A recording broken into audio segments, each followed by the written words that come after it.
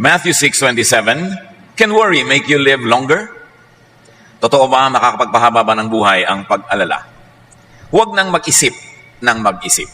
Yan ang katuruan ng Panginoong Jesus. Dear God, we thank you for this day. We thank you for life and strength.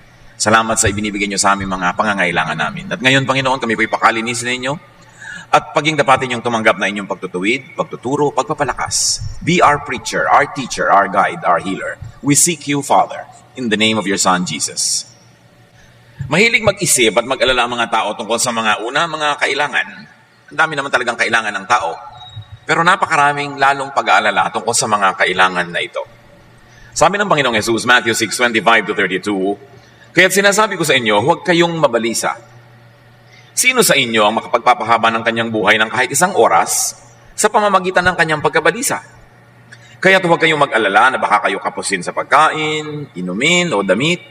Hindi ba't ang mga hente lang nagbabahala tungkol sa mga bagay na ito? Alam na ng inyong Ama na nasa langit na kailangan ninyo ang lahat ng ito. Paulit-ulit, yan ang tema ng turo ng Panginoong Jesus. Huwag mag-alala. Walang mararating ang pag-aalala. Bumibigat lang ang mabigat ng mga kailangan sa buhay at dapat daw magtiwala sa Ama dahil alam niya ang pangangailangan natin, kaya dapat magtiwala. Pero ang mga tao, mahilig mag-isip ng mga kailangan, tulad ng ating binanggit, at mga problema. Kung ano-ano mga problema, pinoproblema, na matapos isipin, matapos mapuyat, matapos mapagod, hindi pa rin naman nalulutas yung problema. Paikot-ikot, paulit-ulit na usapan.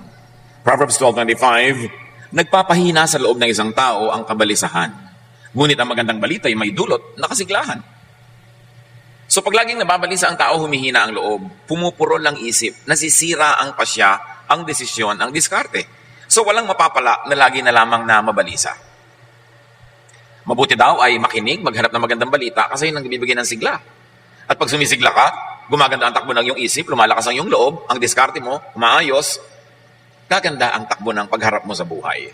So huwag laging mamili na kabalisahan ng isipin, kundi ang pagtuunan ng pansin ay yung nakakapagpasigla. Ibig sabihin yung magandang balita.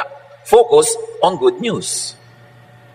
Pag nag-uusap-usap kayong magkakasambahay, magkakamag-anak, magkakaibigan, magkakatrabaho, ang pag-usapan yung nakakapagpasigla, nakakapagpaganda ng pananaw sa buhay, nakakapagpatiwasay, nakakapagpatalino, kasi ang lahat ng yan ang tutulong para magkaroon ka ng magandang ideya kung paano mo harapin ang mga hamon ng buhay. Pero pag laging nakakapagpalungkot, nakakasira ng loob, nakakainis, nakakagalit, naaapektuhan nito ang buong pag-iisip mo rin, kaya hindi ka magkakaroon ng lahat ng kailangan mo para maayos ang dapat ayusin. Ang tao, baligtad. Ang paboritong pag-usapan, yung nakakatakot, yung nakakainis, yung nakakagalit. At kung may pag-uusapan sila tungkol sa isang tao, bihirang-bihira yung usapan niya yung kapurihan ng tao, yung magaganda niyang gawa at asal. Usually, ang pinag-uusapan yung kanyang mga kapintasan, yung mga nakakainis niyang ginagawa. Pero kung anong pinag-uusapan ninyo, yun ang umaapekto sa inyong utak. At kung anong laman ng inyong utak, ganun ang gagawin ng inyong katawan. Kaya para nating nilalaso ng sarili nating isip at sariling buhay, kung puro negative ang iniisip. Puro mga nakakapagpahirap ng loob, nakakatakot, nakakapagpataas ng presyon. Yan ang mga iniisip ng tao.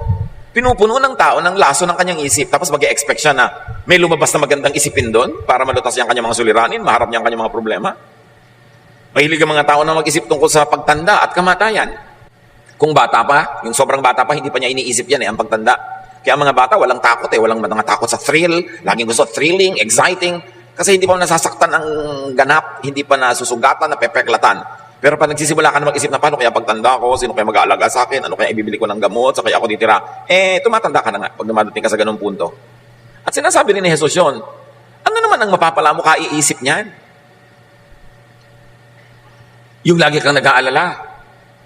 Psalm 71:9, ngayong ako'y matanda na, huwag mo akong pabayaan. Ganyan daw ang mga drama ng mga tao. Katawan ko'y mahina na, kaya ako'y huwag mong iiwan. Ganyan ang takbo ng isip. Nahihina ako, matatanda ako, wala ako bibili ng gamot. Ang dami namang tao sa paligid natin, nagtandaan, at sa katandaan nila ay nangamatay, nailibing naman, maayos naman. Bakit naman ikaw ay hindi magkakaganon anak ka ng Diyos? Hindi dapat laging iniisip. Dapat ma-excite ka sa pagtanda, hindi matakot. Dapat, wow, tatanda na ako. Wow, dadami ang kaalaman ko. At kung marami kang itinanim sa buhay, wow, aanin na ako ng mga itinanim ko sa buhay. Pag dumarating ang gabi, matutulog ka, sabi naman tatanda, gabi na naman, isang dahon na naman ang nalaga sa tangkay ng panahon. Ang iniisip mo, paubusan ng paubos ang buhay ko. Baligtad. Paggabi, matutulog kayo sa mga, wow, Lord, thank you. Nadagdagan na naman ng one day ang buhay ko. Can you imagine? I'm one day older. Hindi yung now. Nabawasan na yung haba ng buhay ko. Ano naman ang gusto nyo? 3,000 taon kayo mabuhay. Ano kayo, pyramid? Ipinagpapasalamat mo dapat, wow, isang araw na naman ang lumampas. Buhay pa ako. Hindi yung isang araw na naman ang nabawas. Patanda na ako ng patanda. Hindi mo naman napipigil yung pagtakbo ng araw na yun. Bakit magiging negative ang pananaw mo? Dapat positive. Psalm 55, 4-5. Itong aking puso itigib ng lumbay. Another drama ha. Sa aking takot na ako ay pumanaw. Sa tindi ng takot, ako'y nanginginig. Sinasaklot ako ng sindak na labis. O pagkatapos mong masindak, manginig, matakot, anong napala mo? Wala. Nakakapagod mag-isip, nakakapagod matakot. Ang kailangan sa tao, disiplinahin ang utak niya. Na pag siya ay inaakay ng utak niya patungo sa mga isiping nakakatakot, nakakalungkot, nakakasira ng loob, siya ang umakay sa utak niya, nadalhin niya sa mga nakakatuwa, nakakapagpasigla, nakakapagpasaya. It's a matter of discipline. What thoughts you allow to linger in your mind become you. So pag ang inilalagay mong isipin ay alalahanin, magiging maalalahanin ka at ang mukha mo will show it. Disiplina. Sabi nga ni Martin Luther, you cannot stop birds from flying over your head, but you can stop them from nesting in your hair. Hindi mo naman talaga mapipigil kung may ibong lumilipad sa himpapawirin, dumaan sa ibabaw ng ulo mo, kasi malayo, hindi mo mapipigil, pero mapipigil mo ang ibon na yun na magpugad sa buhok mo. Ganon din yung mga negative thoughts. Minsan, tumatawid talaga sa isip natin, biglang parang jet na umuusok dyan sa langit, pero pwede mo namang itaboy. Pag nagsisimula ka ng magdramang bukid, itaboy mo yung drama. Yan ang problema sa atin, ang daming drama. Puro drama. Wala namang napapala, nalulungkot lang, natatakot, humihina ang loob. Yan, at iba pa, marami pa tayong mga ibang isipin na puro mga pampabigat. Pero ang totoo, wala namang mabuting idudulot ang pag-iisip. Wala. Ulit-ulitin natin yan sa ating sarili.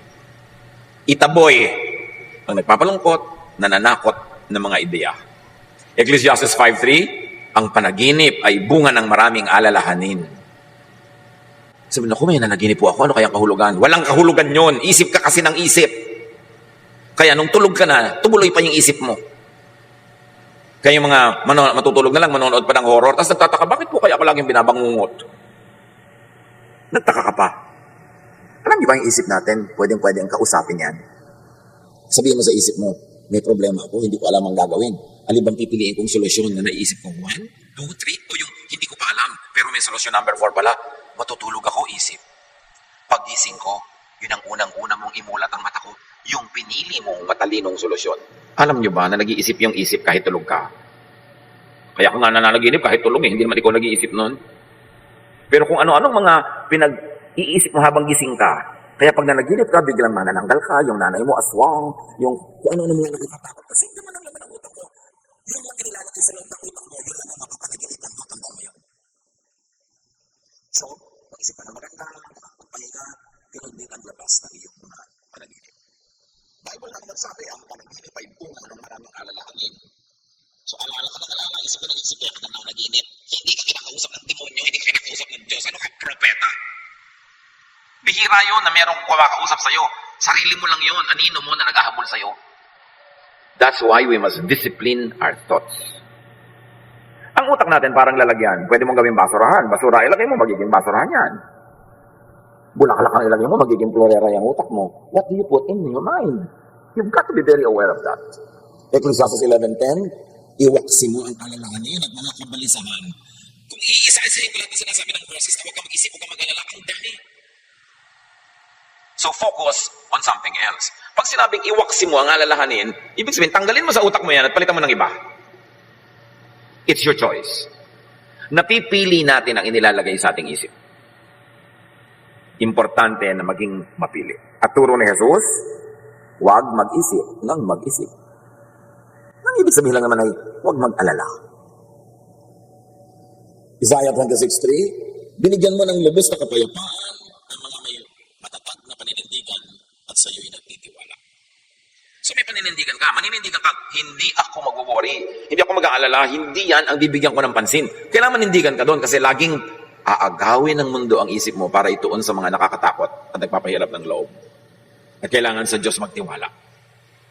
Magtiwala. Importante yun. Kahit kung minsan parang against common sense na. Pero may Diyos kasi. Kaya meron kang pwedeng pagtiwalaan. Meron daw isang bata, nasusunog yung bahay nila. 2 stories lang naman. Kailangan niyang tumalon mula doon sa bintana dahil nasusunog na yung bahay. Hindi na siya pwedeng dumaan doon sa hagdan. May 2 lalaking sinabi sa kanya, halika, sasaluhin kita, tumalon ka. Yung isa matipuno, ang laki ng muscle, ang laki-laking tao. Yung isa naman payatin. Pero yung bata, doon tumalon sa payat. Kasi tatay niya. Mas nagtitiwala siya, tatay niya eh. Alam niya na talagang aalagaan siya kasi yung matipuno, hindi naman niya alam, hindi niya tiyak.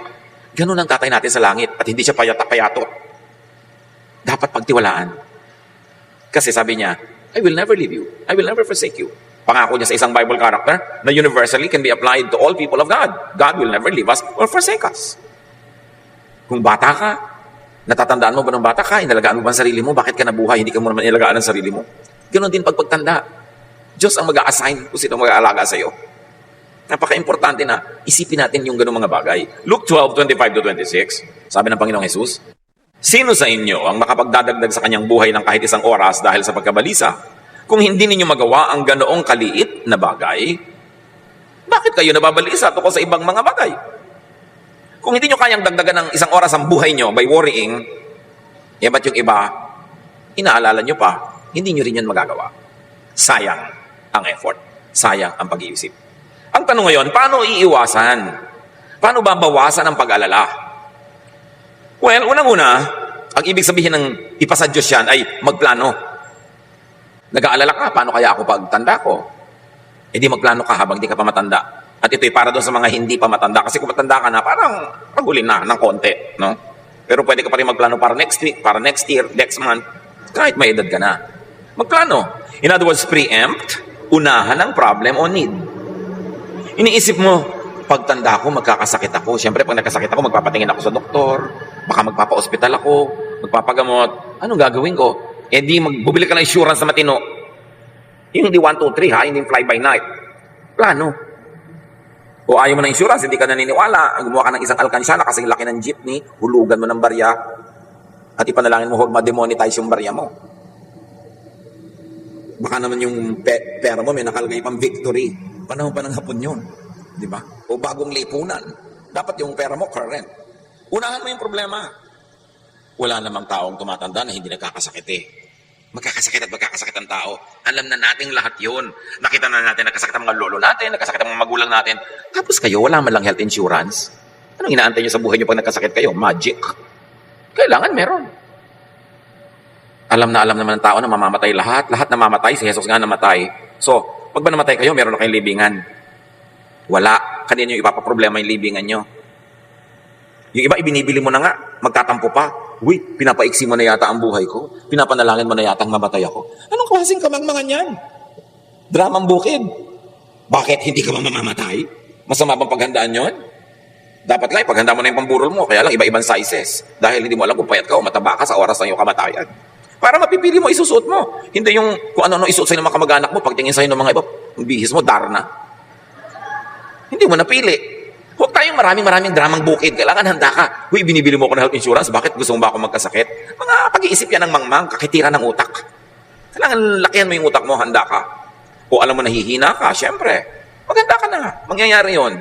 Kaya pag nakakakita ko ng mga young couple, nagpapagawa ng bahay, naku, ang gaganda ng hagdan, ang tatarek. Bakit? Di ba kayo tatanda? Bakit wala kayong kwarto sa baba?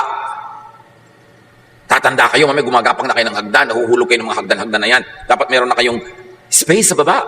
Maliban na lang, magpapalagay kayo elevator.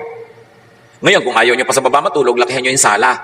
Abangan nyo na ng toilet, abangan nyo na ng mga tubo-tubo for lababo. Para kung tumanda ka, di ka na makakyat, doon ka magkwarto. Parang hindi ka tatanda, wala ka man ng lugar sa baba. Yung mga ganun, hindi mo ba iniisip? Dapat paghandaan mo yan, unahan mo yung problem. Importante. Proverbs 15:22, ang isang balak na mabilis ay di papakinabangan. Ngunit ang planong pinag-aralan ay magtatagumpay. May plano ka. Alam mo, darating ang panahon, magre-retire ka. Yan naman kung nagkatrabaho ka man lang, no? Magre-retire ka, mawawala ka ng income. Paano ka na ngayon mabubuhay? O 60, 62, nag-retire ka na. Kung mabuhay ka pa hanggang 95, marami ka pang kailangan gastusin on, ha? So, meron ka ba man lang na investment? Meron ka bang may placement ka ba? O kaya man lang, meron ka bang binili kahit kaprasong bukid na kikita. Kung may binili ka at ipinundar kahit isa o dalawang pintong apartment, na kumikita yung renta noon, wala ka ng income, doon ka ngayon kukuha ng mga panggastos mo. Kailangan magplano. At mga kapatid, hindi sapat na ang plano mo na social security ay mga anak. Hindi. Salamat. Mabuti kung itaguyod ka na yung anak. Pero kung ang napangasawa niya ay impacta, paano? Di ba 99% ang napapangasawa ng mga anak natin, mga impacta. Sa tingin ng biyanan, ha? Paano na? Iniasa mo doon? Kung minsan nga, sarili mong anak, masama ugali. Kung mabuti ugali ng anak mo, may napangasawang masamang ugali. Kaya dapat may iba ka pa mga plano sa buhay. Yun naman kung gusto mong, hindi ka nag-aalala kung kailan matanda ka na. Huwag mong ilagay sa kamay ng iba ang iyong kapakanan. Kailangan may paghahanda. Proverbs 21:5, ang mabuting pagbabalak ay pinapakinabangan, ngunit ang dalos-dalos na paggaway walang kahihinatnan. So, over time, you build something na maaasahan mo pagdating ng panahon. Nang ibig sabihin lang naman mga kapatid, magsikap. Yung hirap ka, busy ka, nagtatanim, nagsisikap in the first 40 years of your life, magandang foundation yon at magandang pangitain na baka sa next 40 years of your life, kung pakakabain pa ng loob ng Panginoon ang iyong buhay, ay maginhawa ka naman. Pero pag inuna mo saya, inuna mo ang sarap, estudyante ka, puro ka absent, nagtatrabaho ka, puro ka lakwatsa, puro ka gastos, millennial ka, ang pera mo nasa gadget lahat, na every 2 weeks may bago, palit ka ng palit, wala kang savings, anong inaantay mo kinabukasan? Pagtanda mo ba, makakain mo yung mga model 72, 75, 93, ng kung ano-anong gadget? Ecclesiastes 9:10, ano man ang ginagawa mo, ipagbuhusan mo ng iyong buong makakaya. Naghahanap buhay ka? Maghanap buhay ka with feelings. May tindahan ka? Improvein mo para malaki ang benta. Hindi lang yung magbasara ka at magbukas ang tindahan araw-araw, walang improvement. Lagyan mo ng feelings, ng passion, para marami kang kitain, marami kang maimpok. At pag meron ka noon, less ang iyong worry. Ecclesiastes 3:22, kaya naisip kong walang pinakamabuti sa tao kundi pakinabangan ng kanyang pinagpaguran. Ito ang ating bahagi. Ito ang parte natin. Ito ang ating benepisyo sa buhay. Una, magpagod ka. Tapos, pakinabangan mo ang iyong pinagpaguran. Huwag mong pakinabangan ang pinagpaguran ng iba. Ganun, magpunter ka. Proverbs 10:4, ang kamay na tamad ay tiyak na magdarahop. Ngunit magbubunto ng yaman ang kamay na masinop. Yung pag nagkapera ka, gastos ka agad. Wala ka lang ang trabaho, umaasa ka lang sa magbibigay sa'yo. Pag nahipo mo yung pera, lipad ka agad, gastos. Bukas, wala na naman. Ito yung nagbibigay sa'yo, nasa gasaan ng tren. Paano na? Lalo kung tren dito sa Maynila ang nakasagasa sa'yo, hindi naman nasagasaan ka dahil sa bilis ng tren. Kundi sa bagal ng tren, 3 araw na nasa ilalim ka pa. Kaya talagang tiyak na mamamatay ka. Tapos puro pa kalawang, natetano ka pa. Yun ang ikinamatay mo. Kaya sabi, kailangan huwag kang tatamad-tamad. Ang daming tao, umaasa lang sa iba. Inaasang abutan, inaasang bigyan. Ang dapat ganun lang yung sobrang bata, sobrang tanda, o sobrang may sakit. Pag hindi ka any of the three, dapat kumikita ka ng kinakain mo at sobra pa. Kasi darating ang panahon na wala kang trabaho, walang kita, may bagyo, walang panahon gumawa ng pera, dapat meron ka nakaimpok. Para mabawasan ang pag-aalala, dapat magsikap at magtanim. Kasama na niyan, mag-impok. At magtanim sa human relations, makipagmabutihan sa kapwa. Tatanda ka, magkakasakit. Minsan madudulas ka, hindi ka makabangon. Minsan nadaganan ka ng nahulog, nabubong. Kaaway mo yung kapitbahay mo. Sino ang aasahan mong tutulong sa'yo? Ang tao na nag-iisip. Alam mong pwedeng dumating ang panahon na kahit malakas ka, maaksidente ka. O may pera ka pero biglang malasin ang mga negosyo mo at mawala ang pera mo. O magkaroon ka ng mga sakit. Kung matalino kang tao, makikipagkasundo ka, hindi ka makikipagkagalit sa mga kapitbahay. Sa mga kamag-anak. Kasi doon ka aasa ng tulong sakaling hindi mo makayang tulungan ang iyong sarili. Isang malaking kamangmangan ang makipag-away sa mga kapitbahay. Sa mga kamag-anak. Kasi paano ka pag nangailangan ka ng tulong? Dapat mabait, mabuti. Kahit peke ng konti. Kesa yung totoong totoo ka, pero ang katotohanan mo, ang sungit-sungit mo, ang bangis-bangis mo, itago-tago mo ng konti yan. Magpanggap ka ng konti. Magbait-baitan ka man lang kung hindi ka tunay na mabait. Para naman, hindi gagawa ng masama ng kapitbahay, kundi makagawa ka pa ng mabuti. If we come to terms with our mortality, with our weaknesses, with our limitations, we will be wise enough to invest in human relations. Kasi kahit may pera ka sa bangko, kung na-paralyze ka bigla, hindi ka makaka-withdraw. Somebody has to do it for you. Pag na-hospital ka na, hindi ka na makakita na, puro tubo na yung leg mo, nakatali ka na halos sa kama, hindi ka makapagbilang ng pera kahit may pera ka. Somebody has to do it for you. Kailangan meron ka mga tao sa paligid mo na pinakikisamahan. Pinakikitunguhan ng mabuti. At ipasa Diyos mo na gagawin ka nila ng mabuti sa panahon na pangangailangan mo. Ecclesiastes 11:4, ang naghihintay sa pagtigil ng hangin ay di kailanman makapag-ahasik ng kanyang binhi. At ang nag-aalala sa patak ng ulan ay di makapag-aani. Sa agriculture, ang ibig sabihin lang, kung lagi kang natatakot na baka bumaha, bumagyo, humangin, umulan, hindi ka na nga magtatanim noon. At sa human relations, ganun din yon. Kung lagi kang natatakot na, baka gawan ko to ng mabuti, hindi naman ako suklian. Baka pautangin ko to, hindi magbayad. Baka bigyan ko to, hindi naman ako bigyan pag ako nangangailangan. Baka mahalin ko to, tapos hindi naman ako mahalin. Pag lagi ka nalang inisip mo, wala ka talagang gagawing mabuti. Kailangan marunong ka rin mag-isip, bawasan ang mga risk, at makipagsapalaran with calculated risks. Yun talaga yung buhay. Pero pag hindi ka nagtanim, definitely hindi ka aani. Hindi lahat ng nagtatanim umaani ng itinanim, pero kung minsan sa iba umaani, hindi niya inaasahan, doon pala manggagaling yung pagpapala. Dito ka nagtanim, doon ka umaani. Minsan din naman, may tanim talaga, hindi ka nakakaani kasi binabagyo talaga, binabaha. Pero pag nagpadala ka sa ganung takot, kahit kailan, hindi ka na magtatanim, definitely wala ka nang aanihin. Marunong ka dapat ng ganun. Proverbs 6:6-8. Ito'y para sa mga tamad, yung mga masisipag, hindi na kailangan makinig nito. Pwede muna kayo mag-text ng konti. Pero dahil maraming tamad, makinig kayo. Proverbs 6:6-8. Tingnan mo ang mga langgam. Ikaw na taong ubod ng tamad. Pamumuhay nila yung masdan mo at nang ikaw ay mamulat.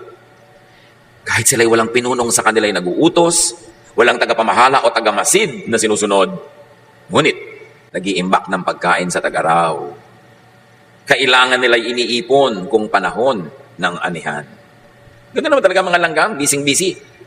At sa mga agricultural places, pagka talaga anihan, nandun lahat ng langgam. Pag may nalaglag kang buto, nalaglag kang prutas, hinahakotan nila yan. Kahit 5 beses kasi laki ng katawan ng langgam yung buhat niya yon. At pagkatapos, bulungan ng bulungan. Sa may pagkain, sa tayo may makukuha, bulungan ng bulungan. Hindi katulad ng maraming tao, bulungan ng bulungan. Uy, ano na latest na chismis? Sila bulungan ng bulungan, nagbibigay ng tip, kung saan may makukuha ang pagkain, ano magagawa. Importante. Ang sipag nga ng langgam, maglaglag lang ng kaunting pagkain sa sahig, ando na sila. Sa sila lang galing. Nakaabang ng nakaabang. Hindi sa chismis. Nakaabang sa oportunidad. Kaya sabi, hoy mga batugan, matuto kayo sa langgam ha. Walang mga leaders yan, walang organizational chart, walang mga PERT CPM yan, walang mga seminar. Pero ang sipag. At pag dumating ang bagyo, ang ulan, ang baha, nakaligpit sila sa mga bahay nila, may nakaimbak silang pagkain. Parang yung woman of Proverbs 31, she can laugh at the days to come. Imagine you can laugh at the days to come. Ay, enrollment na. May pang-enroll ako mga anak. O, di ba? Uy, magkakasakit ka. May pera tayo, may insurance tayo. Yun ang matitinong tao. Hindi, naku, magkakasakit tayo. May agastos na, worried. Wala kasing tanim. Walang aanihin. Sabi, mabuti pa yung langgam. Gayahin nyo. Ang liit ng utak doon. Di ba? Pero bakit ang talino? Sayang naman yung utak na ang laki-laki. Ang bigat-bigat dalhin, tapos walang laman. Ang laman pa, mga kung ano-anong negative things. Proverbs 11:27, kung mabuti ang hangarin, ikaw ay gagalang. Kapag humahanap ng gulo, yun ay masusumpungan. Ibig sabihin lang, kung anong ginagawa mo, yun ang aanihin mo. Gusto mo ng gulo? Magkakagulo. Gusto mo ng katahimikan? Magkakatahimik. Kung gusto mong igalang ka ng iba, gandahan mo ang iyong buhay. Ecclesiastes 10:12, ang mga salita ng matalino ay nag-aani ng karangalan. Ngunit napapahamak ang mangmang dahil sa kanyang mga salita. Kasasalita, kaya napapahamak ang tao.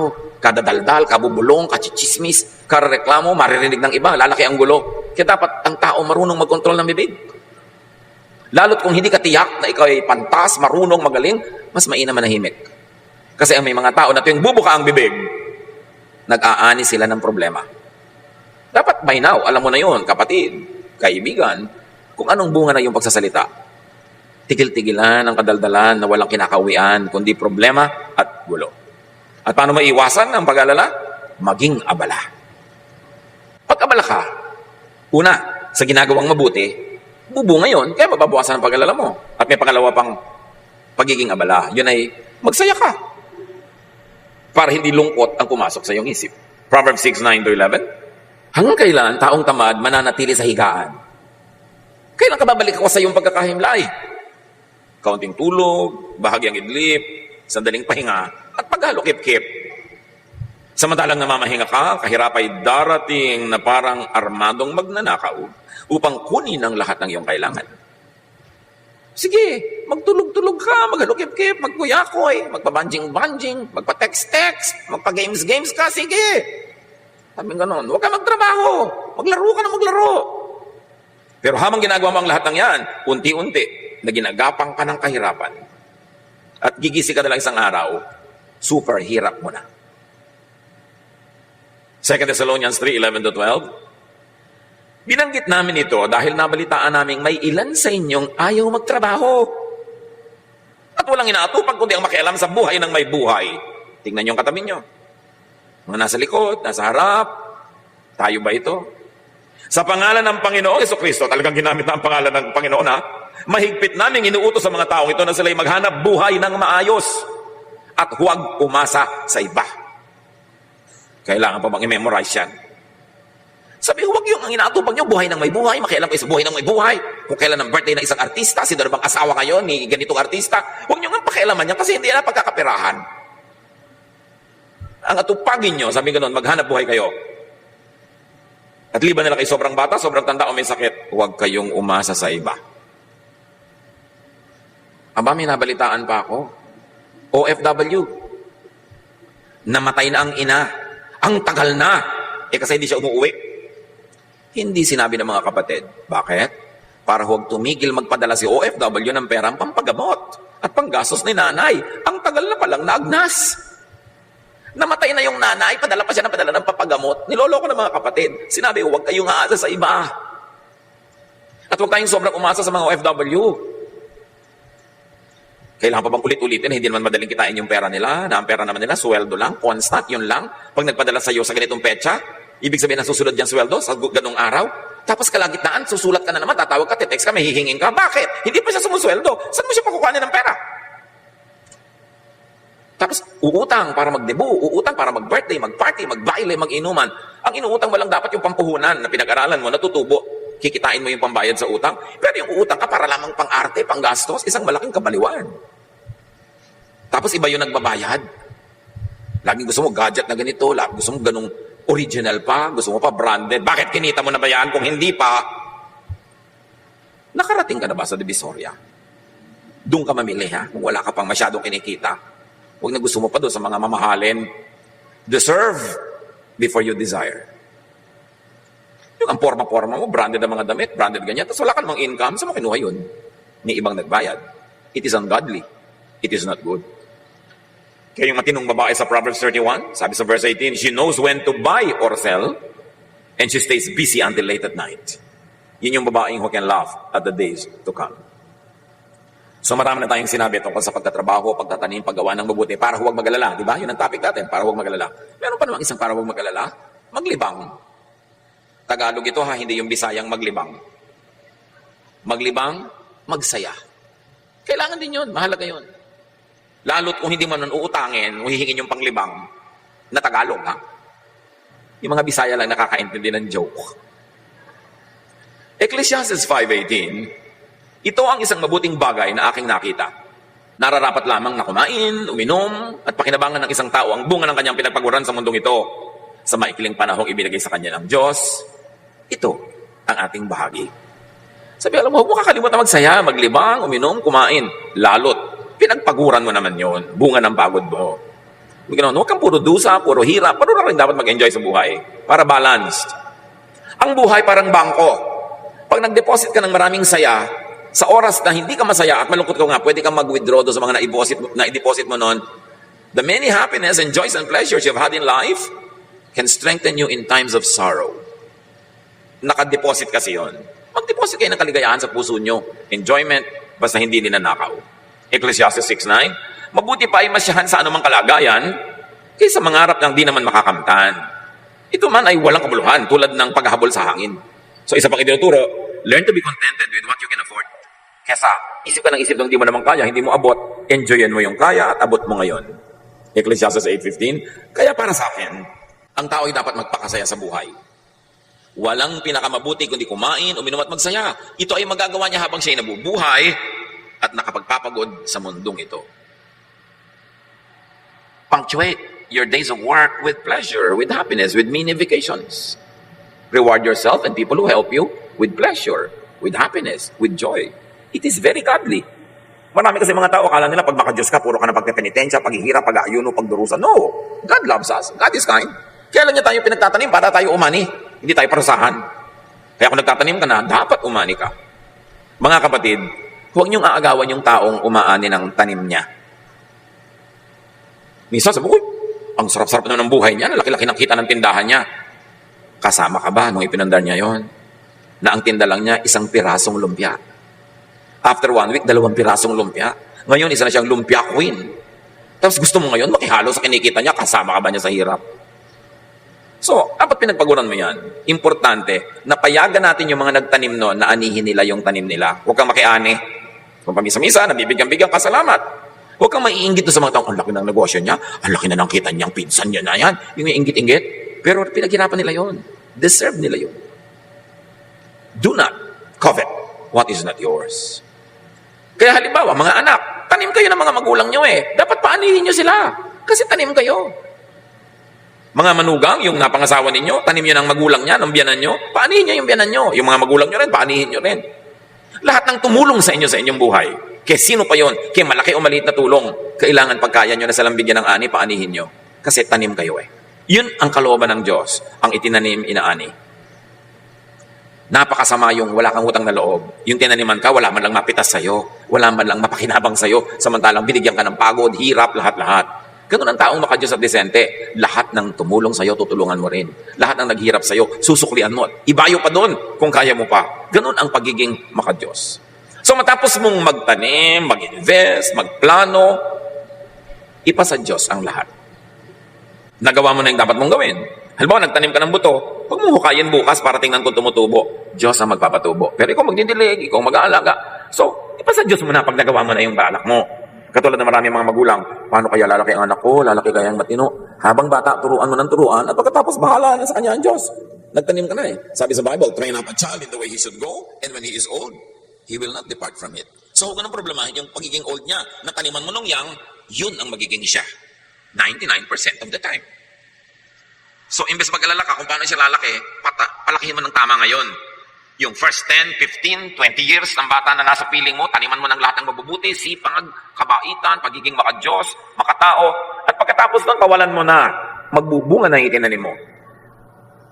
Pero kung itinanim mo, pinabayaan mo, negative, sinindak mo, tinakot, ginawa mo, dinepress mo yung bata, may bunga din yan.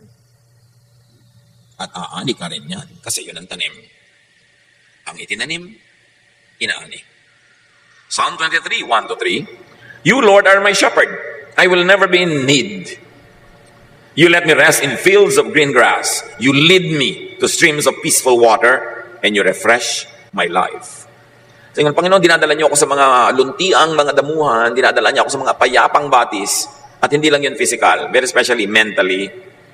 Let the Lord take you, your thoughts, your brain, to realms of peace, of serenity, of rest. Mental discipline yan, and let the Lord lead you. Proverbs 3, 5-6. With all your heart, you must trust the Lord and not your own judgment. Always let Him lead you, and He will clear the road for you to follow. Laging kasama ang Panginoon. Pangungunan niya, pagtuturo niya. Proverbs 31:25. The woman who is full of wisdom, she is strong and graceful, as well as cheerful about the future. She is not scared of the future. She is cheerful about the future. Why? Because she planted in time. Kung anong dapat itinanim niya. Nag-iintay lang siya lagi ng ani. At kung umaani siya ngayon, nagtatanim pa uli siya sa iba, para bukas may iba na naman siyang aanihin. Philippians 4, 6-7. Huwag kayong mabalisa tungkol sa anumang bagay. Sa halip, hingin niyo sa Diyos ang lahat ng inyong kailangan sa pamamagitan ng pananalangin may pasasalamat. At ang kapayapaan ng Diyos na hindi kayang maunawaan ng tao, ang siyang mag-iingat sa inyong puso at pag-iisip dahil sa inyong pakikipagkaisa kay Kristo. Peace of mind is a mental state. It's a mindset. It's a way of thinking. But you can have peace when you do what you can and then leave the rest up to God. Dear Lord, we thank you that you are our Father, that you love us and you care for us, and you know what's happening in our lives. Alam niyo, Panginoon, ang alalahanin, mga bagabang, tumatakot sa bawat isang anak mong narito. Hindi ito lingid sa inyo. Isinusuko namin sa inyo ang aming mga alalahanin, ang aming mga takot, at kasabay nun, isinukusuko namin sa inyo ang aming lakas, ang aming time, talent, and treasure para kami mapangunahan mo to invest, to plant, to do the right thing, and then to leave the rest up to you. May party kami, may party kayo. We are partners. So God, thank you that you are our partner in making our life beautiful, complete, peaceful, and fruitful. Pagbulay-bulayan natin mga kapatid na makahulugan ng lahat ng ito sa ating pang-araw-araw na buhay.